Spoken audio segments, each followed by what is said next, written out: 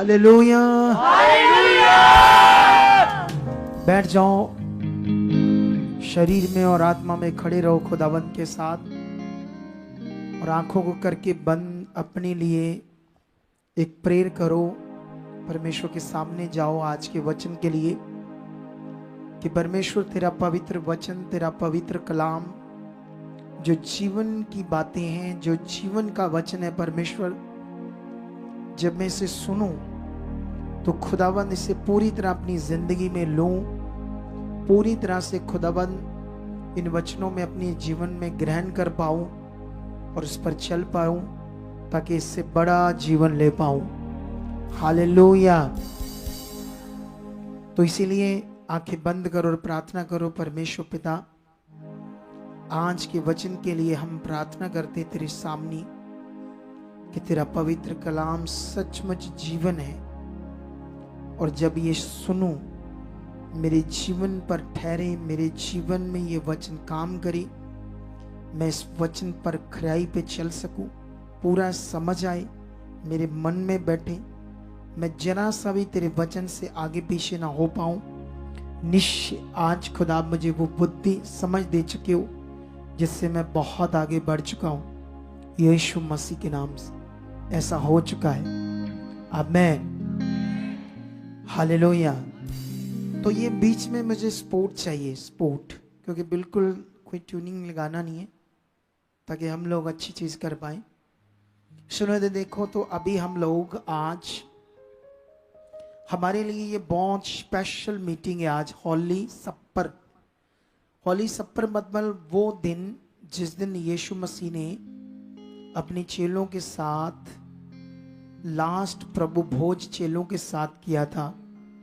तो ये जो सप्पर है, होली सप्पर, ये जो शब्द है, ये कोवेनेंट है, एक वाचा है, नई वाचा, जिसको हम बोल रहे ना होली सप्पर। ये वचन एक, इसका अर्थ ये है कि ये एक कोवेनेंट है, एक वाचा है, न्यू कोवेनेंट, परमेश्वर की नई वाचा। तो ये जो परमेश्वर है हमारा खुदा, जब कोई भी वाचा हमसे बांधता है तो वो उस वाचा से कभी भी बदलता नहीं है। हालेलुया। तुम्हें आज इस वचन को डीपली समझना होगा, ताकि दोबारा भी इसे सुनो और अपने जीवन में इसे यूज कर सको, और इन महान वचन के ऊपर, इन ज्ञान के ऊपर, इस सच्चाई के ऊपर अपने आप को बनाकर रख सको, जिसमें आपके लिए जीवन है, अनंत जीवन, पृथ्वी पर जीवन, डिलीवरेंस है, छुटकारा है, सब कुछ इसमें है। तो इसीलिए ये बात आपको बड़े अच्छे से सीखनी होगी। आप जानते हो, जब पुराना नियम पढ़ोगे तो सबसे पहले परमेश्वर ने जो वाचा शब्द आता है, वाचा शब्द बाइबल के अंदर, तो वो परमेश्वर ने नोवा से, नूह से सबसे पहले वाचा बांधी। आप जानते हो क्या वाचा बांधी परमेश्वर ने? जब जल प्रलय आने वाला था, पृथ्वी के ऊपर पाप बढ़ चुका था, इस बात पर आप लोगों ने अब ध्यान देना है। आप जानते हो मनुष्य के अंदर पाप बढ़ने का मतलब उसका नाश पक्का है। जब पाप बढ़ना है, पाप की बहुत सारी टाइप है। कभी कभी बिलीवर्स बहुत सारा पाप करते हैं, सेवा करने वाले भी पाप करते रहते, कई तरह के टाइप्स, क्योंकि समझ नहीं है वचन की, आत्मा में चलने की। तो इसीलिए बड़ा समझ वाला विषय आज हमारे लिए, होली सप्पर की मीटिंग, एक वाचा, एक न्यू वाचा की मीटिंग।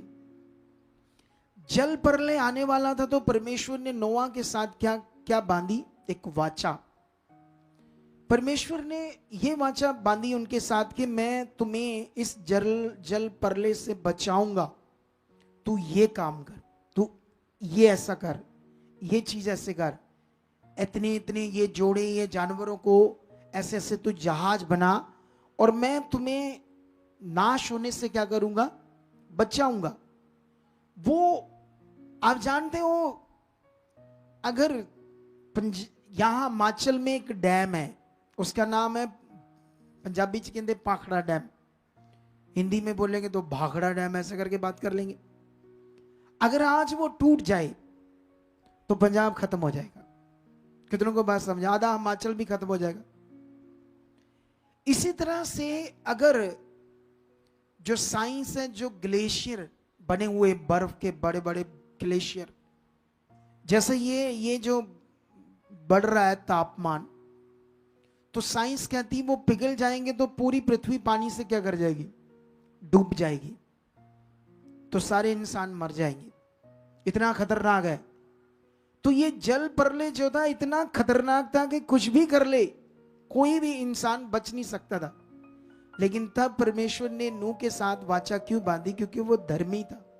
बाइबल कहती वो बुराई से, पाप से दूर था, इसलिए परमेश्वर की दृष्टि उसके ऊपर थी। आज हम लोग परमेश्वर से कोई भी दूर नहीं है, उसकी आंख के सामने कोई बंदा छुपा हुआ नहीं है। अगर आप मेरी कोई बुराई करते हो किसी विषय में, तो तब तुम परमेश्वर के सामने हो। अगर तुम कुछ भी करते हो, चलो मेरी बुराई तो नॉर्मल विषय है, कोई भी कर सकता है, बोलो ये तो छोटी मोटी बात है। कभी कभी हम कुछ ऐसी चीजें भी करते हैं जो बहुत घृणा वाली चीज है, जो परमेश्वर को बिल्कुल पसंद नहीं। लेकिन यहां हमें समझना होगा आज कि परमेश्वर के सामने उस वक्त कोई बच नहीं सकता, लेकिन परमेश्वर ने वाचा बांधी और जिससे उनका बचाव हुआ। फिर उसने नूह से ये जो वाचा बांधी उसने, तो ये 6 का 18 से पढ़ोगे 3-4 वचन तो आपको वहां पर ये समझ आ जाएगा। उत्पत्ति में जेनेसिस की चैप्टर 6 और वर्सेस 18, 19, 20 पढ़ोगे तो ये बात समझ आ जाएगी। उसके बाद अगर हम जेनेसिस का, उत्पत्ति का 9 अध्याय पढ़ते हैं, 8 से लेकर अगर तुम 17 तक पढ़ोगे तो वहां पर अब परमेश्वर फिर से एक वाचा बांध रहा नूह से, संसार के लिए, जीव जंतुओं के लिए जिनके अंदर प्राण है। तो ये वाचाओं का बांधना या ऐसे वचन देना ये बड़ा महत्व रखता है हमारे लिए, इन्हें समझना।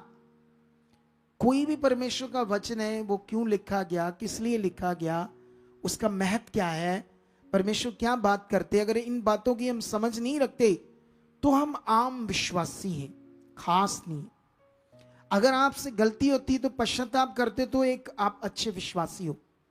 अगर आप गलती करते हो, गलत चलते हो और उसके लिए कभी परमेश्वर के सामने जाकर अपने आप में पश्चाताप नहीं करते, तो तुम एक कठोर, एक बिल्कुल आम हो। तुम्हारी परमेश्वर के सामने कोई खास कोई विषय नहीं तुम्हारा। अगर ऐसा है तो कोई सेवक भी ऐसा हो सकता है। कितनों को बात समझ आ रही? हालेलुया। प्रेरित पौल कहता है कि कोई मुझे जांचे ये नहीं हो सकता, क्योंकि मैं तो खुद को भी अपने आप को नहीं जांचता। मैं खुद को भी अपने आप को ऐसे, मतलब जांचने का मतलब होता है कोई मुझे परखे मैं क्या हूं, तो वो कहता मुझे कोई नहीं परख सकता, स्वयं को भी मैं नहीं परखता, लेकिन फिर भी परमेश्वर के मैं सामने हूं, क्योंकि मेरा जांचने वाला वो है। हालेलुया। कितने लोगों को बात समझ आ रही है? इसलिए मेरा भी कोई परख करने वाला कोई इंसान नहीं। मगर मैं परमेश्वर के सामने हूं, मैं क्या करता हूं, कितना शुद्ध हूं, कितना नहीं हूं, ये परमेश्वर दुनिया में प्रकट करेगा। अगर मैं शुद्ध हूं, अगर मैं सच्चे मन से सेवा करता हूं, तो वो करने वाले गवाहियों से तुम्हें समझ आ रही है। इतनी पावरफुल इन दिनों में गवाहियां बढ़ रही है ना, मैं खुद गवाहियों को सुन सुनकर हिल रहा हूं। खुद मैं इतना इंस्पायर हो रहा हूं परमेश्वर की पावर से, और मैं उतना ही घुटने टेक कर उसके सामने जा रहा हूं, उतनी चीजों को और परमेश्वर के सामने कर रहा हूं। अरे देखो, स्वर्गदूत नबियों की, दूसरे तीसरों की बात करता, वो बहन मुझे जानती तक नहीं, क्या नहीं करती, लेकिन स्वर्गदूत उसे पूरा एड्रेस बताता है इस चर्च का और मेरे बारे में क्या बात करता है। अब परमेश्वर बात कर रहा है तो समझ सकते हैं आप लोग। कितनों को बात समझ आ रही है? अरे वो बहन जिसको परमेश्वर का आत्मा बात करता मेरे मुंह से मीता करके, और वो बहन कह रही है हो सकता कोई और भी हो मीता, लेकिन जब कोई गवाही नहीं आई कहती, तब मैंने वचन पकड़ लिया ये मेरे लिए था। और वो बहन कभी चर्च में आई नहीं, ना मैं कभी उससे मिला। इन बातों से तुम्हें तगड़ा मन बनाना है कि यहां अगर कोई भविष्यवाणी वर्ड आता है तो वो झूठ मूठ कुछ भी नहीं मैं बोली जाता अपनी बुद्धि से। मैं जब भी बोलता हूं, भविष्यवाणी करता हूं, कोई भी बात करता हूं, उसको 100% वो वैसा ही रिजल्ट आपके सामने आता है। आता है या नहीं आता है? ऐसा नहीं मैं 50 भविष्यवाणियां करता हूं, 2 पूरियां होती हैं और 48 मेरी फेक होती है, ये बात नहीं है। परमेश्वर करता ही उतनी है मेरे मुंह से जो सब सामने सामने बात होती। लेकिन इसीलिए आज ये बात सीखनी होगी तुम्हें। यहां पर परमेश्वर फिर उनसे वाचा बांधता है। वो कहता है कि मैं जिनमें प्राण है, तुम लोग जिनमें भी प्राण से तुम्हारे साथ एक वाचा बांधता हूं कि मैं फिर से कभी जल परले से किसी को नष्ट नहीं करूंगा। और फिर वो एक बात करता है, कहता है जब भी बादल आएंगे, एक धनुष, जिसको धनुष करके बात की है बाइबल में, जिसको हम रेनबो भी बोलते हैं ना, वो हम पुराने जमाने में जब बारिश होती थी तो वो रेनबो, सतरंगी पींग ऐसे बात करते थे हम लोग पंजाब के। तो वो देखकर कहते थे ये देखो सतरंगी पींग। वो सोचो बाइबल में हजारों साल पहले ये मूसा के द्वारा लिखा गया। किसके द्वारा? अरे कितने हजारों साल पहले, जब ऐसी बातें लोगों को पता भी नहीं होती, उस धनुष रेनबो के लिए कि परमेश्वर ने उसको कहा था कि जब भी बादल आएंगे तो मैं ऐसे धनुष, ऐसे रेनबो सामने लाऊंगा बादलों में, और उसको देखकर मैं अपनी वाचा को क्या करूंगा? उसको देखकर मैं अपनी वाचा को याद करूंगा कि मैं फिर से कभी इंसान को पानी से, जल परले से इस पृथ्वी को नष्ट नहीं करूंगा। इसको बोलते वाचा। और उसके बाद परमेश्वर ने अब्राहम से भी एक वाचा बांधी। ये वाली वाचा पढ़ देते थोड़ी सी आपको, मैंने बाकी नहीं पढ़ी लेकिन थोड़ा सा पढ़ देते हैं क्योंकि मेरे पास वचन भी ज्यादा है, तो मैं इसीलिए नहीं पढ़ रहा कोई बात, ताकि जल्दी जल्दी मैं तुम्हें समझा सकूं, लेकिन ये जरूरी बन गया आत्मा के द्वारा। हाँ, यहां से हम पढ़ देते हैं। यहां पर परमेश्वर क्या करता है, जब वो 99 साल का, 99 में भी 89 का शायद हो जाता है, तो परमेश्वर से एक दर्शन देकर कहता है कि मैं सर्वशक्तिमान ईश्वर हूं, मेरी उपस्थिति में चल और सीधा होता चल, मैं तेरे साथ वाचा बांधूंगा। देखो परमेश्वर ने कहा, और तेरे वंश को अत्यंत ही बढ़ाऊंगा, जबकि उसकी पत्नी बांझ है, बच्चा नहीं हो सकता। अब्राहम को अपने माइंड में और वेद और बॉडी को हिसाब से पूरी तरह से डिक्लेयर था और अंडरस्टैंड था कि मेरी पत्नी बांझ है, कभी बच्चा नहीं हो सकता। तब परमेश्वर ने उसे कहा तेरी पत्नी से जो बच्चा होगा उसके द्वारा मैं तेरा वंश इतना बढ़ा दूंगा। लेकिन तब अब्राहम मुंह के बल गिरा और परमेश्वर उससे यूं बातें करता गया, देख मेरी वाचा तेरे साथ बंधी रहेगी, इसलिए तू जातियों के समूह का मूल पिता हो जाएगा। इसलिए अब से तेरा नाम अब्राम ना रहेगा, परंतु तेरा नाम अब्राहम होगा, क्योंकि मैंने तुझे जातियों के समूह का मूल पिता ठहरा दिया है, और मैं तुझे अत्यंत फलवंत करूंगा और तुझको जाति जाति का मूल पिता बना दूंगा, और तेरे वंश में राजा उत्पन्न होंगे। सुनो ध्यान से, परमेश्वर ने अब्राहम से एक वाचा बांधी और परमेश्वर ने कहा वो वाचा कभी बदलेगी नहीं, वो बनी रहेगी। Hallelujah, hallelujah. कितनों को बात समझ आ रही है आज? लेकिन यहां पर आज आपने सीखना है, जैसा परमेश्वर ने कहा बाइबल पढ़ो वैसा ही हो गया, वैसे उसका वंश हुआ। वंश भालू के किनको के समान बढ़ गया, इजराइल वंश, राजा बड़े बड़े उत्पन्न हुए। लेकिन जितने मर्जी नबी आए, जितने मर्जी राजा आए, और कभी भी लोगों को स्थिर नहीं कर पाए, कभी भी लोगों के जीवन को उस तरफ सेट नहीं कर पाए, उस तरफ परमेश्वर के साथ चला नहीं पाए जैसा कि होना चाहिए था। बाइबल को पढ़कर देखो, जो वाचा उसने बांधी पुराने नियमों में, पुराने समय में, वो पूरा करने वाला खुदा है, वो कभी ना बदलने वाला परमेश्वर है। तुम्हारी जिंदगी में हालात है, उसका कारण परमेश्वर नहीं है, उसने अपना काम पूरा किया है ताकि तुम हालात से छूट कर एक अच्छी जिंदगी जियो।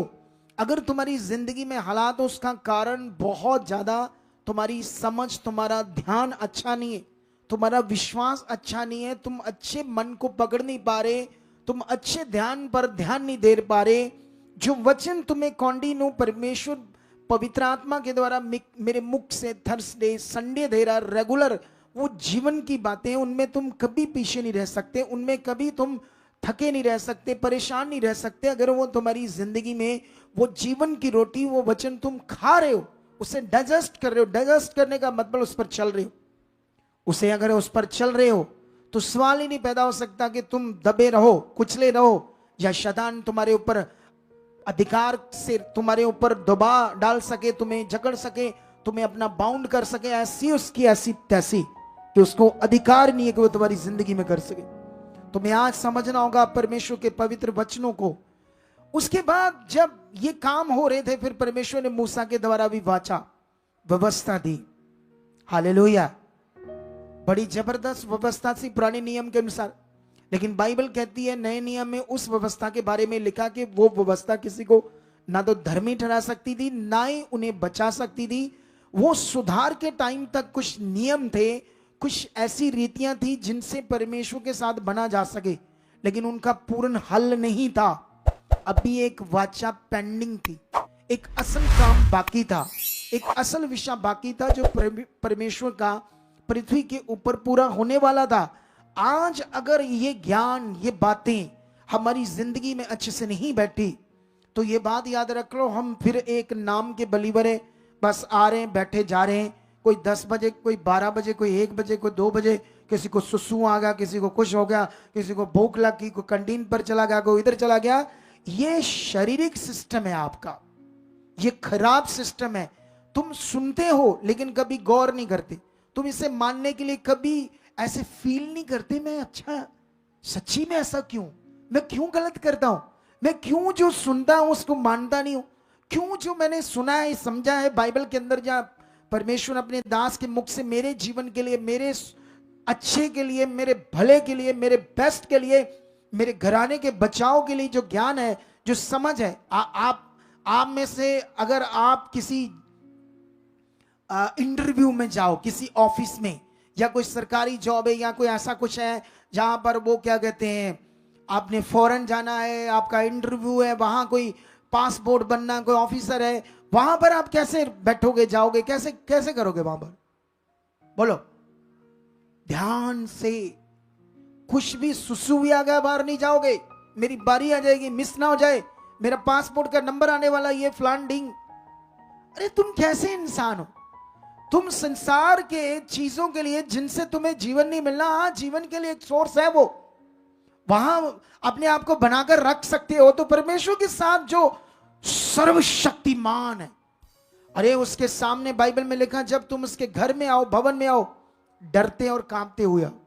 अगर तुम्हारे अंदर उसका भय नहीं है, तुम्हारा भय जा चुका है, तो तुम्हारे विनाश के दिन फिर नजदीक है। बाइबल कहती यहोवा का भय बुद्धि का मूल है, जीवन का मूल है। कितनों को बात समझ आ रही? ये बड़ा विषय है जो हमें आज समझना है। लेकिन अभी मैं आता हूं हॉली सपर के ऊपर। ये हॉली सपर क्या है?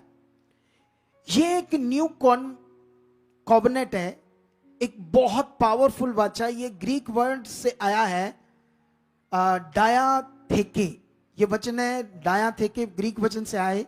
ये हॉली सपर वचन, हॉली सपर वर्ड, हालेलुया। इसको हमने अच्छे से आज समझना है। इससे पहले परमेश्वर ने यिर्मयाह के मुख से इसकी भविष्यवाणी की। हम यिर्मयाह के वचन में जाते हैं, वहां से कुछ थोड़ा सा पढ़कर कुछ बातों को समझते हैं, ताकि हम अपने मन को क्या कर सके, पक्का कर सके। यहां पर हमने 31 अध्याय का 31 से लेकर 34 तक पढ़ना है। क्या लिखा है? फिर यहोवा की ये भी वाणी है, सुन ऐसे दिन आने वाले हैं जब मैं इज़राइल और यहूदा के घरानों से नई वाचा बांधूंगा। वह उस वाचा के समान ना होगी जो मैंने उनके पुरखाओं से उस समय बांधी थी, जब मैं उनका हाथ पकड़कर उन्हें मिस्र देश से निकाल लाया। क्योंकि यद्यपि मैं उनका पति था, उनका परमेश्वर था, तो भी उन्होंने मेरी वह वाचा तोड़ डाली। परंतु जो वाचा मैं उन दिनों के बाद इज़राइल के घरानों से बांधूंगा, वह ये है कि मैं अपनी व्यवस्था उनके मन में समाऊंगा। हालेलुया। ये जो नई वाचा है ये मन की चीज है। पुरानी वाचा मन की चीज नहीं थी, वो रीतियां थी मटीरियलिस्ट चीजों के साथ। कितनों को बात समझ आ रही? हालेलुया।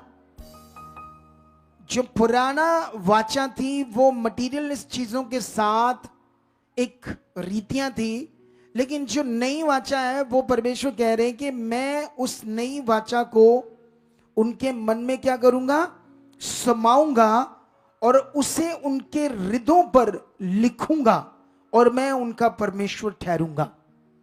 हृदयों पर लिखूंगा क्योंकि मैं उनका परमेश्वर ठहरूंगा। और आगे लिखा, और वह मेरी वाचा प्रजा, और वह मेरी प्रजा ठहरेंगे। यहोवा की ये वाणी है। तब उन्होंने फिर एक दूसरे से ये ना कहना पड़ेगा कि यहोवा को जानो, क्योंकि यहोवा की ये वाणी है, छोटे से लेकर बड़े तक सबके सब मेरा ज्ञान रखेंगे, क्योंकि मैं उनका अधर्म क्षमा करूंगा और उनका पाप फिर स्मरण ना करूंगा। हालेलुया। ये एक नई वाचा है जो बड़ी पावरफुल परमेश्वर वाचा बांधने वाला था इज़राइल से, यहूदा से, अपने लोगों से। और तुम्हें ये आज समझनी होगी वाचा क्या है। अगर हम यशाया 9 अध्याय में जाते तो वहां पर भी परमेश्वर एक यशाया के मुंह से इसी नई वाचा की भविष्यवाणी करता है। क्या भविष्यवाणी है? वो यीशु मसीह का पृथ्वी पर पैदा होना। वहां पर ऐसे लिखा है कि मैं एक कुंवारी से एक बच्चे को पैदा करूंगा, वो पराक्रमी परमेश्वर होगा, वो अनंत काल का राजकुमार होगा, उसकी प्रभुता का कभी अंत नहीं होगा, उसकी प्रभुता सदा बढ़ती जाएगी, उसकी शांति का कभी अंत नहीं होगा। हालेलुया। कितनों को बात समझ आ रही? पुराने नियम में जब राजा खड़े होते थे तो परमेश्वर के साथ जैसे सही चलते थे तो परमेश्वर उन्हें यूज करके अपने लोगों को अपने राज्य में शांति बनाए रखता था। उनको सुकून रहता था दूसरे जातियों से, दूसरे लोगों से, ताकि जंग ना हो, लड़ना ना पड़े, भागना पड़े, बहुत कुछ पुराने नियम में होता था। लेकिन ये परमेश्वर ने कहा इस शांति का कभी क्या नहीं होगा, अंत नहीं होगा।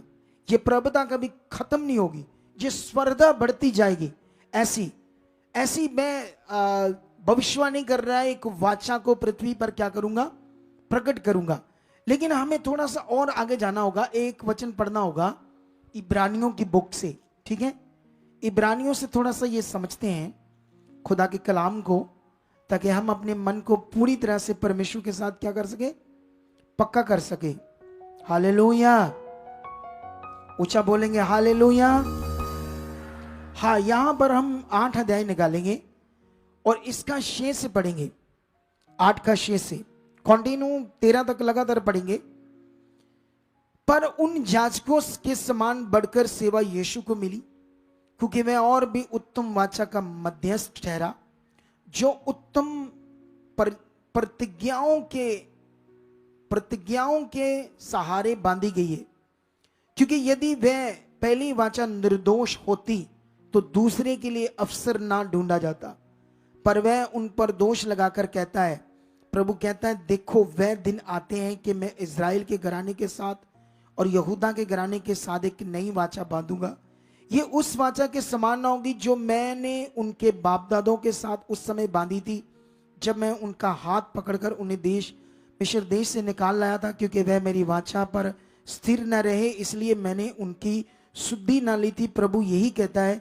फिर प्रभु कहता है कि जो वाचा मैंने उन दिनों के बाद इज़राइल के घराने के साथ बांधूंगा वह ये है कि मैं अपनी व्यवस्था को उनके मनों में डालूंगा, उसे उनके हृदयों पर लिखूंगा और मैं उनका परमेश्वर ठहरूंगा, वह मेरे लोग ठहरेंगे। और हर एक अपने देश वाले को और अपने भाई को ये शिक्षा न देंगे कि तू प्रभु को पहचान, क्योंकि छोटे से बड़े तक सब मुझे जान लेंगे, क्योंकि मैं उनके अधर्म के विषय में दयावंत रहूंगा और मैं उनके पापों को फिर याद ना करूंगा। नई वाचा की स्थापना से उसने प्रथम वाचा को पुरानी ठहरा दिया, और जो वस्तु पुरानी हो जाती है वह जीर्ण हो जाती है और उसका मिट जाना अनिवार्य है। हालेलुया। इन वचनों के बाद अब तुम थोड़ा सा ध्यान दो ताकि हम टॉपिक पर आते हैं। और आज की मीटिंग का सबसे बड़ा विषय समझते हैं कि आज की मीटिंग में जो परमेश्वर का वचन है उसकी अंडरस्टैंडिंग क्या है। हालेलुया। सुनो ध्यान से।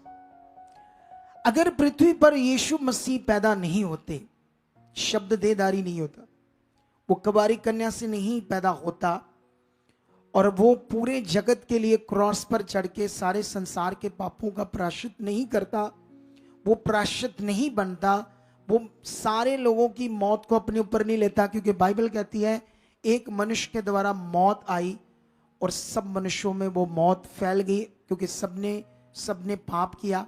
और बाइबल कहती है एक मनुष्य के द्वारा क्या आया? अनुग्रह, जिसके द्वारा क्या आया? जीवन आया। ये बातें महान है, जीवन की बातें हैं जिनका महत्व, जिनकी समझ हमारे अंदर अच्छे से बैठनी चाहिए, क्योंकि ये इतनी बड़ी दया है। अगर ये दया, ये अनुग्रह जो हमारे ऊपर हुआ है, इसकी रिस्पेक्ट हमारे अंदर नहीं है। आप अपनी प्रेयर कर रहे हो, कुछ लोग संसार में रोजा रखते हैं, उपवास रखते हैं, और बाइबल कहती है ऐसी रीतियों से करने से लोगों के अंदर घमंड आता है। वो सोचते हैं मेरे उपवास से, मेरे इससे, मेरी उससे, मेरे करने से ऐसा हो रहा है। लेकिन याद रखना, वो लोग अनुग्रह को भूल जाते हैं। वो सोचते हैं मेरी भक्ति से, मेरी प्रार्थना से हो रहा है। कितनों को बात समझ आ रही है? ये दया से हो रहा है, ये अनुग्रह से हो रहा है। इसीलिए पुराने नियम में शैतान ने किसी को भी स्थिर नहीं रहने दिया, सबको गिराता गया, सब गिरते गए। दाऊद जैसे भी गिरते गए, वो सुलेमान जैसे भी गिर गए, शमसोन जैसे ताकतवर योद्धा को भी इसने गिरा दिया। तुम पुराने नियम में देखोगे वो गिर रहे थे, उठ रहे थे, गिर रहे थे, और व्यवस्था भी वो दूसरी थी जो उन्हें सिद्ध नहीं कर सकती थी। लेकिन नए नियम का प्रबंध, जीवित विश्वास, अनुग्रह का खास विषय अगर हमारे जीवन में अंडरस्टैंड, समझ में नहीं बैठा है तो हम धोखा खा सकते हैं। इसीलिए बहुत सारे लोग आज क्या कर रहे हैं? यीशु मसीह में हैं, यीशु मसीह में चल रहे हैं, लेकिन ईर्खा, नफरत, शरीर का जीवन। कितनों को बात समझ आ रही? हालेलुया। ये आज बड़ा विषय हमारे लिए, इसीलिए हमें समझना होगा ये नई वाचा, कोवेनेंट, न्यू कोवेनेंट, पावरफुल वाचा जो परमेश्वर ने बांधी है। इतना ये पावरफुल विषय है, इसको मैं थोड़ा आगे जाके और एक्सप्लेन करता हूं। लेकिन मैं वो बात पढ़ता हूं जब यीशु मसीह उस समय लास्ट में चेलों के साथ जब उसने प्रभु भोज खाया, ये दिन, आज के दिन, ये दिन जो हम याद कर रहे हैं, उस दिन को याद करके इसको समझ रहे हैं। जब चेलों के साथ ऐसे बैठकर उसने प्रभु भोज किया, तो वो थोड़ा सा वाक्य मैं तुम्हारे लिए पढ़ता हूं। लुक्का 17 अध्याय में जाकर, ठीक है, मे बी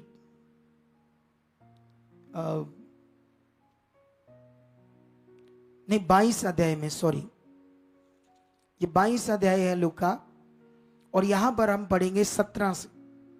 तब यीशु ने कटोरा लेकर धन्यवाद किया और कहा, इसको लो और आपस में बांट लो, क्योंकि मैं तुमसे कहता हूं कि जब तक परमेश्वर का राज्य ना आए तब तक मैं दाख का रस अब से कभी ना पीऊंगा। फिर उसने रोटी ली और धन्यवाद करके तोड़ी और उनको ये कहते हुए दी, ये मेरी देह है जो तुम्हारे लिए दी जाती है, मेरे स्मरण के लिए यही किया करो। इसी रीति से उसने भोजन के बाद कटोरा भी ये कहते हुए दिया, ये कटोरा मेरे उस लहू में जो तुम्हारे लिए बहाया जाएगा नई वाचा है। हालेलुया। ये चेलों को, इसका पूरा विषय पढ़ोगे तो उसकी बड़ी इच्छा थी कि पकड़वाए जाने से पहले, क्रॉस पर चढ़ाए जाने से पहले चेलों के साथ ये लास्ट प्रभु भोज चेलों के साथ खाए, बैठे और उन्हें समझ दे, ज्ञान दे कि ये क्या है और मैं कौन हूं, नई वाचा क्या है, मेरा पृथ्वी पर आने का मीनिंग क्या है, मकसद क्या है, मैं उनके दिमाग में अच्छी तरह से बैठाऊं। कितनों को बात समझ आ रही? अगर आज हमारे जीवन में ये बात नहीं बैठ रही तो हम नाम के मसीह हैं, असल वाले मसीह नहीं है। असल वाला हमारी जिंदगी में वो जीवन नहीं है जिसके लिए चुनेंगे। ये परमेश्वर का राज इतना पावरफुल है, इतना ताकतवर है। तुम यहां बड़े बड़े काम देख रहे हो ना, ये बड़े बड़े काम, कितने बड़े काम थे आज। सोचो, वो लड़की जिसके हार्मोन्स बढ़ते थे, लेडीज के बच्चा पैदा होने से पहले, वो वाले हार्मोन्स जो 2 दिन में बनते, इतनी बीमारियां, गांठें बढ़ रही थी, लहू बह रहा था, पंप लग गए थे, फेफड़े खराब हो रहे थे, कितनी बीमारियां, लाखों रुपए लग गए, कितने टेस्ट थे, गिनती नहीं कर सकते रिपोर्ट्स की, अलग अलग हॉस्पिटल डॉक्टर्स। उसका धर्म, उनका भगवान, जो कुछ भी था, पाठ पूजा बाबे तांत्रिक सब कर लिया, लेकिन वो जीवन तो परमेश्वर में उस छुटकारे के द्वारा था जो यीशु मसीह के द्वारा मिला। लेकिन वो तो ज्ञान उनके पास नहीं थी, गुड न्यूज, वो सच्चाई उनके पास नहीं थे, वो संसार में थे। ये हमने जाना है, ये अनमोल है, कीमती है। अगर तुम इस बात को कीमती समझकर नहीं चलोगे तो धीरे धीरे तुम शरीर में चले जाओगे और अपने आप को कुछ समझने लगोगे, मैं खास हूं, पता नहीं मुझे क्या आ गया, अब मैं सब कुछ अपने आप कर लूंगा। कितनों को बात समझ आ रही? खुश नहीं होना परमेश्वर के अनुग्रह के बिना, दीन मन के बिना, डाउन जीवन के बिना। सारा श्रेष्ठ उस खुदा को देना पड़ेगा, उसको धन्यवाद देना पड़ेगा जो उसने हमारे लिए किया है। कितनों को बात समझ आ रही? हालेलुया। लेकिन इसी बात को अब तुम्हें समझना होगा। इसको मैं थोड़ा सा तुम्हें और डिटेल में जाने के लिए कि ये क्यों हम, यीशु मसीह ने वो रोटी तोड़ी और चेलों को कहा, ये लो, ये मेरी देह है जो तुम्हारे लिए दी जाती, इसे खाओ। और उसके बाद उसने जूस लिया और कहा, ये लो, ये प्याला, ये वो उस नई वाचा का मेरा वो लहू है जो सारे जगत के पापों के लिए बहाया जाता है, इसे पियो। ये यीशु मसीह ने ऐसा कहा क्यों? इसका अर्थ क्या है? इसका मीनिंग क्या है? ये हमें समझना जरूरी है। इसके लिए हमें जाना पड़ेगा यूहन्ना की बुक में, ठीक है? यूहन्ना की बुक में यीशु मसीह ने इसको अच्छे से समझाया है, ये सारी बात को। इसको थोड़ा सा लंबा है लेकिन इसे पढ़ना होगा, पढ़कर इसे अच्छे से हमें समझना होगा, ठीक है? और मैं इसे शुरू करूंगा यूहन्ना 6 अध्याय 46 से शुरू करूंगा, ठीक है? और यीशु मसीह ने उस समय जो लोगों को, वो लोगों के साथ बात हो रही है, बहुत सारे चेले बन गए थे और वो लोग जो कम से कम 20,000 थे, 5 रोटियां 2 मछलियों से यीशु मसीह ने अपनी पावर से, डिवाइन शक्ति से उस खाने को इतना ज्यादा बना दिया, इतनी बरकत दे दी कि उन 20,000 लोगों को खिला दिया। उन लोगों ने वो चमत्कार अपनी आंख से देखा, ये आश्चर्य कर्म। उसके बाद चेले बेड़ी पर, नाव पर चढ़कर गए और यीशु मसीह उनके साथ नहीं गया, ये भी उनके दिमाग में था, लेकिन वो अब और खाना चाहते थे, क्योंकि उस समय, उस जमाने में खाने की वैल्यू बड़ी थी, कम होता था, आज तो बहुत है दुनिया में, लेकिन इसीलिए वो उसको ढूंढ रहे थे। लेकिन जब कफरनहूम में ढूंढते ढूंढते नदी पार करके कफरनहूम में आते हैं तो वहां पर यीशु मसीह को आकर कहते हैं, हे प्रभु, हम तुम्हें ढूंढ रहे थे, आप कहां थे? यीशु मसीह ने उन्हें क्या कहा? तुम मुझे इसलिए नहीं ढूंढ रहे थे कि जो आश्चर्य कर्म हुआ उसके कारण तुम परमेश्वर की खोज में, उसकी समझ में आ गए हो, इसलिए नहीं तुम मुझे ढूंढ रहे थे। ये चमत्कार हुए, ये आज काम हुए। वो बहन को स्वर्गदूत ने दर्शन दिया, इस मिनिस्ट्री के बारे में बताया, नर्क के जीवन से उन्हें निकाला, और कितनी गवाहियां बढ़ रही। यह आश्चर्य कर्म है। कितनी और गवाहियां तुम सुन रहे थे आज, बड़ी बड़ी चमत्कार, पावर के काम। मैं जानता हूं ये तुम्हें याद नहीं रहेंगे, लेकिन इंटरनेट का जमाना है, तुम घर जा सकते हो, फिर से इस मीटिंग को देख सकते हो। आंखों को खोलो और सामने देखो सारे लोग। आंखों को खोलो, अपनी मुंडी को, अपने ये जो गर्दन है इसको ऊपर करो, ऐसे ही एकदम से ऊंचा करो, ध्यान देकर सुनो, एकदम से ऊपर करके, नीचे मुंह करके नहीं कुछ सुनना, आंख बंद करके। कितनों को बात समझ आ रही? पूरा ध्यान देकर सुनो, घर जाकर फिर सुनना, कल सुनना, कल तो दूसरी मीटिंग है बड़ी इंपॉर्टेंट, लेकिन उसके बाद सुनना, इस वचन को ध्यान देना। कितनों को बात समझ आ रही? लेकिन वहां पर आज जो आश्चर्य कर्म कर रहे, ये परमेश्वर जो पावर के काम करता क्यों है?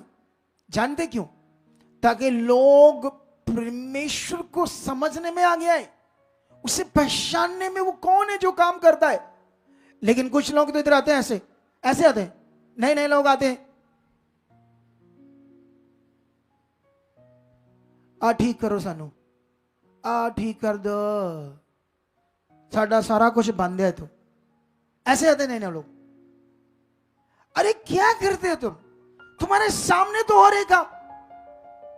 बन जाओ परमेश्वर के साथ, आओ पूछो। ये इतना बड़ा परमेश्वर, इतने बड़े काम, हिला देने वाले काम कर रहे, से भय मानो उसका। और सबसे ज्यादा भय मानना चाहिए सेवा करने वाले बलीवर से भी ज्यादा। मैं आज की डेट में दुनिया में देख रहा हूं, बलीवर से ज्यादा सेवकों को जरूरत है सही चीजों को करने की, सच्ची, जो मैं दर्शनों में देख रहा हूं, जो खुदा मुझे दिखा रहा। कितनों को बात समझ रहे आज? सीरियस मैटर है ये, हालेलुया।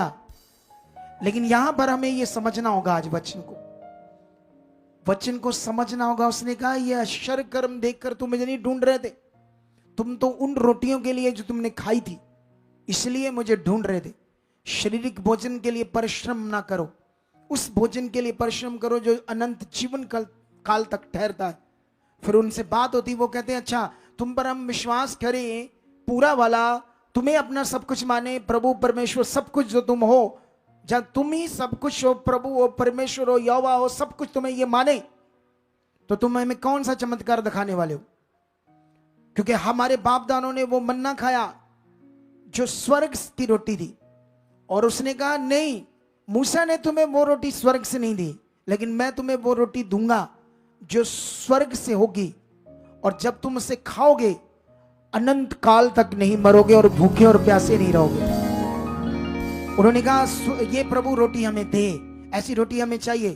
फिर वो बताता वो रोटी मैं हूं जो स्वर्ग से उतरी है। कितनों को बात समझ आ रही? मैं तुम्हें डिफरेंस समझा रहा हूं उन लोगों का और अपने बीच में अंडरस्टैंडिंग दिला रहा हूं। जब उसने कहा कि स्वर्ग से जो रोटी उतरी वो मैं हूं, जो मुझे खाता है कभी मरेगा नहीं और कभी भूखा नहीं होगा, जो मेरा लहू पीता कभी प्यासा नहीं रहेगा। वो कहते ये कैसी कठोर बातें। तू अब उनको एकदम से सब कुछ याद आ रहा है, जैसे मैं कौन हूं। जब तुम शरीर में जाओगे किसी को बोलोगे इंसान है, इंसान ऐसे शब्द करोगे, बात करोगे मेरे बारे।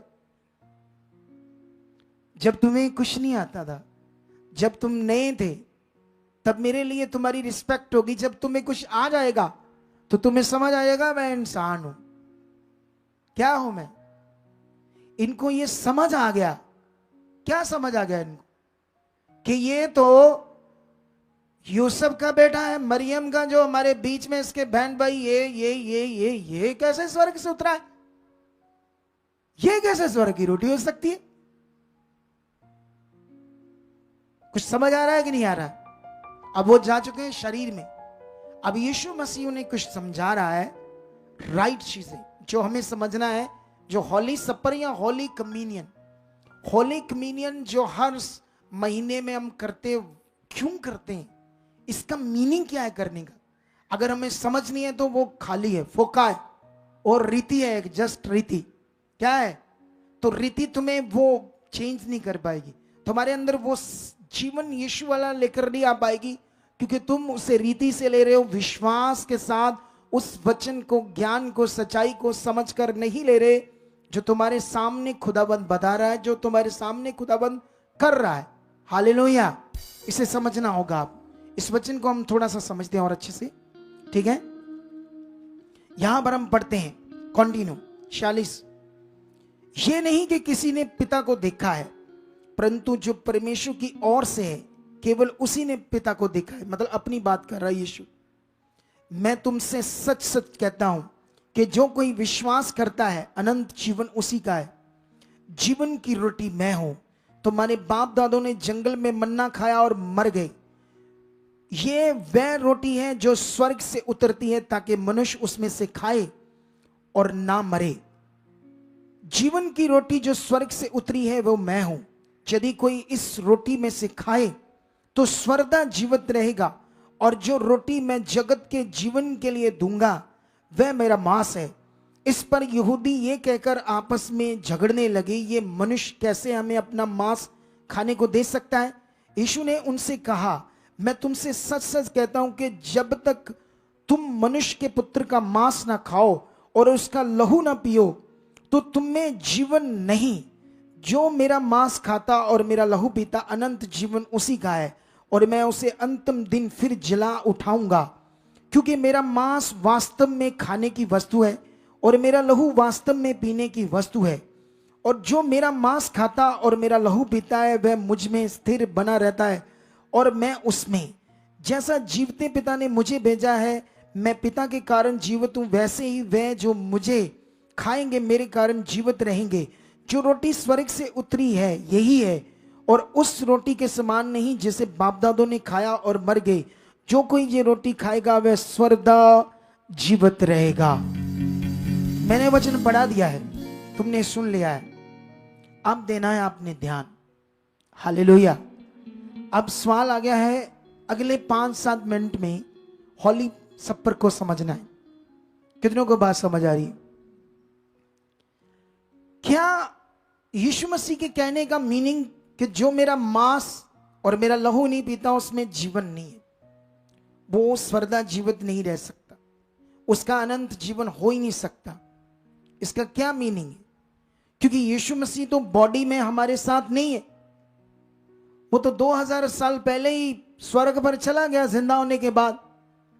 तो अब आप उसका मांस कैसे खाओगे, उसका लहू कैसे पियोगे? ये मांस खाना लहू पीना क्या है? हालेलुया।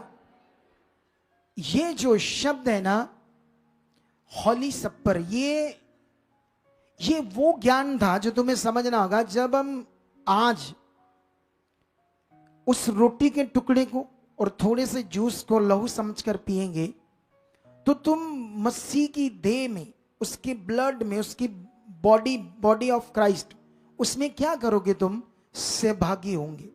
क्या होंगे? अब ये बड़ा विषय है कि जब तुम ये करते हो तो तुम्हें ये अंडरस्टैंड होना चाहिए ये सब कुछ यीशु मसीह ने क्यों किया।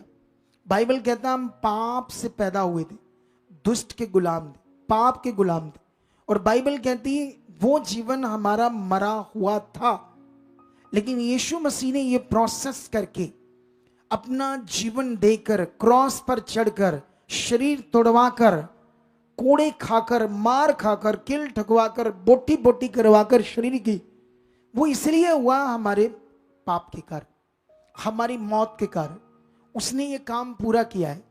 तुम बस क्या करते हो? जब ये रोटी का टुकड़ा लेते हो उस बात को याद करते हो, उसने क्यों ऐसा किया।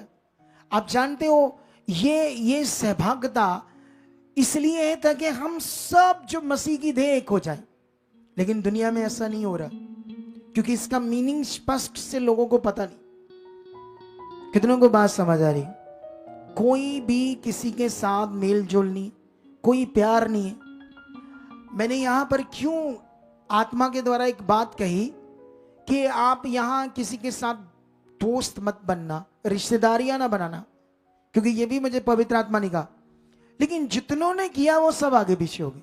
कोई भी इस मिनिस्ट्री के साथ सही नहीं है। जितनों ने, चाहे बलीवर हो चाहे सेवक हो, नंबर शेयर किए, बातें किए, फलान ढींग, वो बात ये बात। आपको मेरी बात समझ आ रही है? जो वर्ड मुझे पवित्र आत्मा ने दिया उसी तरह से लोग कर रहे। उन्होंने आत्मिक उन्नति नहीं की, शरीर की उन्नति की। यहां हमारा मकसद था जुड़ने का, आत्मिक उन्नति, कुछ खास करना खुदा के लिए, कुछ बड़ा करना खुदा के लिए। उससे पहले शैतान ने आपको निकी निकी बातों में शरीर में डाल दिया। 100% आप मसीह जैसा मन लेना पड़ेगा। आपका मन एक के साथ जुड़ना नहीं, एक के साथ अपने रिश्ता नहीं बनाना, आपका मन सबके साथ होना चाहिए। यहाँ एक बहन बैठी है, ठीक है, एक बार वो मेरे साथ गए कहीं, एक बहन, तो एक बहन और थी, किसी चर्च में जाती थी जहां ठगियां मारते वॉलंटियर सब कुछ सारे, वहां से आई थी, वो भी ठगियां मारने वाली थी। उसने हमारी बहन को कहा, मैंने ऐसे कह दिया ये इनके नोट रख है, इतना परमेश्वर ने इन्हें आशीष किया, काम बिजनेस बहुत इनका। वो 2 मिनट में करे, अच्छा तुम कहां रहे? ओह मैं तो तुम्हारे उधर आने वाली थी, तो अपना नंबर दो। वो बहन कहती नहीं मैं अपना नंबर नहीं दे सकती, क्योंकि खुदा के दास ने कहा रिश्तेदारियां नहीं बनानी। सॉरी, उसी वक्त चुप कर गई। क्या करेगी? उसने अच्छा किया क्योंकि वो गलत थी, उसने नेगेटिव ही करना था, वो लालची थी, ठगनी थी वो। कुछ लोग नहीं भी होते, लेकिन जब शरीर की बातें शुरू होती हैं तो तुम्हारा नुकसान होता है। एक बात याद रख लो, जब तुम्हारे सामने तुम लोग जब एक तुम पहले ये सीख लो, मैं जो चुना गया हूं खुदा की ओर से, मैंने किसी के साथ यहां बुरा नहीं किया। अगर किसी ने कुछ गलत किया तो मैंने डांटा है और मैं डांटता रहूंगा। बोलो, अगर मेरे सामने कोई भी गलत करेगा तो मैंने बोलना है, चाहे उसका मन जो मर्जी करे, नहीं आना ना आए, लेकिन मैंने बोलना है। मैंने गलत चीज के ऊपर क्या करना है, ये खुदा ने मुझे कहा है, बोलना है। क्या करना है? अगर उसे समझ नहीं है, वो नहीं परमेश्वर की इच्छा में चलना चाहता, क्योंकि बाइबल में लिखा तू धर्मी जन को डांट, बुद्धिमान को डांट, वो तो और बुद्धिमान हो जाएगा। जब तू मूर्ख को डांटेगा तो वो तो तुमसे झगड़ा करेगा, तुम्हारी बुराई करेगा। कितनों को बात समझ आ रही है? लेकिन ये रिलेट कर दी है हमारे स्पिरिचुअल जीवन के साथ आज बातें। आज तुम्हें समझना है, तुम्हारे अंदर यीशु का जीवन आना चाहिए। अगर नहीं आया, मांस खाना लहू पीने का मतलब तो कुछ भी नहीं, वो तो फिगरेटिवली बातें। ये उसके जीवन को अपने जीवन में लेने के लिए तुम्हें आज्ञाओं को समझना होगा, वचन को समझना होगा, ध्यान देना होगा, आत्मा की बातों को पकड़ना होगा। यीशु के जीवन को अपने जीवन में आने के लिए वो सब बातों को प्रैक्टिकल करना पड़ेगा। पवित्र आत्मा तुम्हें दिया गया है, वो यीशु के जीवन से तुम्हें भर देगा वो आत्मा। तुम तो एक बात बोलोगे तो पूरी हो जाएगी। तुम तो किसी शैतान को ऐसे उंगली करोगे तो वो इसकी ऐसी की तैसी वो टिका नहीं रहेगा। बहुत ज्यादा खुदा ऐसा कर रहा है मेरे साथ, लेकिन मैं भी अपने आप को और बना रहा हूं, मैं भी और चीजों में आगे बढ़ रहा हूं, मैं भी उन चीजों में ध्यान दे रहा हूं जो नहीं चाहिए मेरी जिंदगी में। हर उस बात को मैं दूर कर रहा हूं। कितनों को बात समझ आ रही? ये विषय है आज होली सप्पर का। चेलों को जब उसने दिया तो उनको एक करना था, अपनी देह में, लहू में, उन सब के अंदर एक जीवन आना था। अगर हमारे अंदर ये सब के अंदर वो यीशु का जीवन, यीशु का स्वभाव नहीं आता, तो फिर तो हम संसारिक है, अभी भी स्पिरिचुअल तो हुई नहीं। चाहे तुम सबसे महंगे सर्फ से धो लो, कौन सा सबसे महंगा सर्फ? कपड़ों को बोलो, जितने मर्जी वो शोरूम से चिट्टे कपड़े खरीद कर ले आओ, बाहर से तो हम डाल लेंगे, लेकिन असल चीज दूर रह जाएगी। कितनों को बात समझ आ रही? क्या तुम रेडी हो आज के वचन को पूरा करने के लिए? कल जो मैं वचन दूंगा ना, इसका सेकंड पार्ट होगा, उससे ज्यादा तुम्हें समझ आएगी, क्योंकि वो बातें मैं तुम्हें बताने वाला हूं जो इस बात को अपने जीवन में पूरा करके पूरी तरह यीशु का जीवन तुम्हारी जिंदगी में आए। और कल का दिन जो गुड फ्राइडे है, वो पूरे संसार में गुड फ्राइडे उस दिन को सबसे चंगा दिन क्यों कहते हैं? दुनिया में किसी परिवार में जब कोई मर जाता है तो उसका सोग होता है ना, सोग। लेकिन याद रखो, हम इस दिन को, जिस दिन यीशु मसीह हमारे लिए कुर्बान हुआ था, उसे सोग की तरह नहीं लेते। वो हमारे लिए बेस्ट दिन है, चंगा दिन है। इसका ज्ञान कल देंगे, और कल आप में से कोई मिस नहीं करेगा। अपने बाल बच्चों को भी लेकर आएगा, औरों को भी लेकर आओगे, और भी गुड न्यूज देकर आसपास लोगों को बताना कि आज गुड फ्राइडे, छुटकारे का दिन, इतनी डिलीवरेंस होगी आपके जीवन में, चलो हमारे साथ, जैसे वो बहन कर रही है यूपी से आकर। तो मेरा ये वचन आज पूरा हुआ, आज का टॉपिक पूरा हुआ। इसे कल मैं सेकंड पार्ट में कंप्लीट करूंगा आप लोगों के लिए। तो कितने लोगों को आज बात समझ आ गई है? इस वचन को तुम्हें क्या करना पड़ेगा? घर जाकर दोबारा सुनना पड़ेगा, घर जाकर अच्छे से। कितनों को बात समझ आ रही है? एक बात याद रख लो, प्रभु यीशु मसीह में हजारों लाखों सेवक है, मुझसे भी अच्छा सिखाने वाले पढ़े लिखे होंगे, ये बात सीख लो। लेकिन जो बातें हम सिखा रहे हैं ना, जो चीजें खुदा में बता रहा है, जो आपको समझ आ रही है इन दिनों में, वो सबसे भेद की बातें हैं। क्या बातें हैं?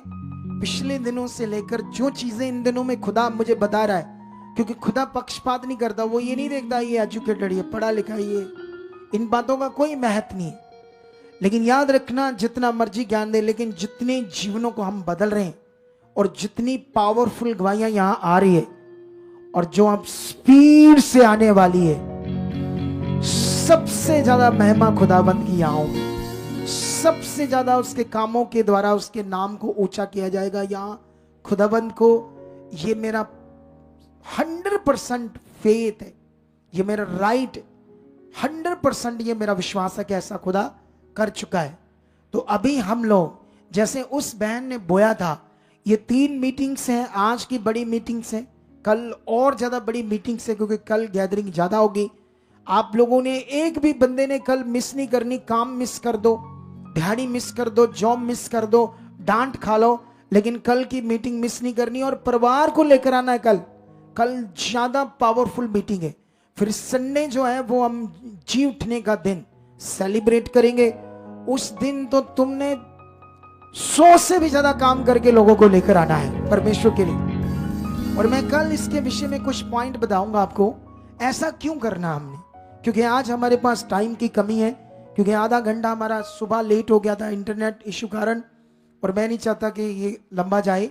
लेकिन अभी हम लोग सीड बोएंगे उसी बहन की तरह जो कहती मैं अपने सीड से, मैं अपने बच्चों को कहती हूं तुम्हें बोने वाला ये जॉब किसने दी? खुदा ने दी। ये काम किसने तुम्हें दिए हैं? एक बात है, सीखो, तुम इस योग्य नहीं हो कि तुम खुदा के लिए कुछ कर सको। मैं ऐसे बात करूंगा, तुम्हारी औकात ही नहीं कुछ के तुम खुदा के लिए कुछ कर दो। ये बात से गुस्सा आ सकता है किसी को? क्या आ सकता है? बोलो। हमारी ये औकात ही नहीं है कि हम खुदा के लिए कुछ कर सके। अगर उसने तुम्हें इस योग करने के लिए बनाया है ना, तो फिर दिल से करो, खुशी से करो उसके राज्य के लिए, क्योंकि उसने तुम्हें इस योग्य समझा है। अगर मुझे उसने मात बार समझकर सेवा का काम दिया है ना, तो मैं भय के साथ कर रहा इन दिनों में, भय के साथ और ध्यान देकर। परमेश्वर का इतना ये पवित्र सच्चा काम है कि एक आम बंदा क्या है उसके सामने इस पवित्र काम को करने के लिए। कितनों को बात समझ आ रही? तो मैं बिलीव करता हूं आज इस वचन से खुदा तुम्हारा मन खोल चुका है और इस मिनिस्ट्री की कलीसिया को सबसे पावरफुल कलीसिया बना चुका है। तुम एक तेजस्वी कलीसिया होगी, एक अधलों के फाटक तुम पर प्रबल नहीं होंगे, तुम बढ़ोगे, आगे जाओगे, तुम खास लोग होंगे, तुम शारीरिक कभी नहीं रहोगे, तुम पहला स्थान, पहला दर्जा खुदा को दोगे, तुम सबसे पहले आओगे, तुम चलती संगति में उसका नरादर नहीं करोगे, भागोगे नहीं, दौड़ोगे नहीं, इधर उधर नहीं जाओगे, तुम कभी परमेश्वर की संगति का नरादर नहीं करोगे, तुम हमेशा डर भय रखोगे। कितनों को बात समझ आ रही? तो सबसे पहले हम अपना सीड बोएंगे। सीड बोने के बाद आज होली सपर का सबसे बड़ा प्रभु भोज है। आज एक खास प्रभु भोज है। मैं खास प्रार्थना आपके लिए करूंगा जब आप लोग इस प्रभु भोज को आज करोगे। उससे पहले हम अपना सीड बोएंगे। ऑनलाइन जितने भी लोग हैं, इन 3 मीटिंग्स में जितने भी फॉरेन में लोग जुड़े हुए, ये मौका है आपके लिए। इसमें लंगर है, कई तरह का खर्च है। जो तुम इस योग्य अगर बने हो तो अपने हाथों को बढ़ाओ, खोलो अपने मन को, संडे का खर्चा उठाओ, 2-4 लोग लंगर का। कितने संसार में बाबाओं को, डॉक्टरों को लाखों रुपए पूजे तुमने, लेकिन जब खुदावंद का काम उस दिल से उसके राज्य के लिए कुछ करने की बारी आई तो क्यों अपने मन को पीछे खींचते हो? क्यों तुम शारीरिक बनते हो? क्यों तुम परमेश्वर के सामने गलत चीजें बोलकर मेरे प्रति कि ये तो ऐसे बोलते रहते हैं बीच के लिए, हमने ये करना है वो करना है, ऐसे क्यों अपने आप को श्रापित करते हो? क्यों शरीर में जाते हो? तुम्हारे ऊपर दया, इस दया का धन्यवाद, इसका उपकार तुम अपनी पूरी जिंदगी नहीं उतार सकते। इस अनुग्रह का एहसान, इस दया का तुम्हारे पास कुछ भी ऐसा नहीं कि तुम उसको उतार सको जो खुदा ने तुम्हारे लिए किया। हालेलुया। कितनों को बात समझ आ रही? तुम्हारे पास ऐसा कुछ नहीं है कि इस अनुग्रह के जो तुम्हारे ऊपर हुआ है, इस दया का किसी तरह से तुम बदला चुका सको। तुम्हारे पास ऐसा कुछ भी नहीं। अगर तुम कुछ कर रहे हो तो धन्यवाद करोगे, मैं इस योग्य ठहरा हूं। मैं क्या हूं? निकासा इंसान खुदावंद के सामने। कितनों को बात समझ आ रही है आज? तो सबसे पहले ऑनलाइन जितने लोग हैं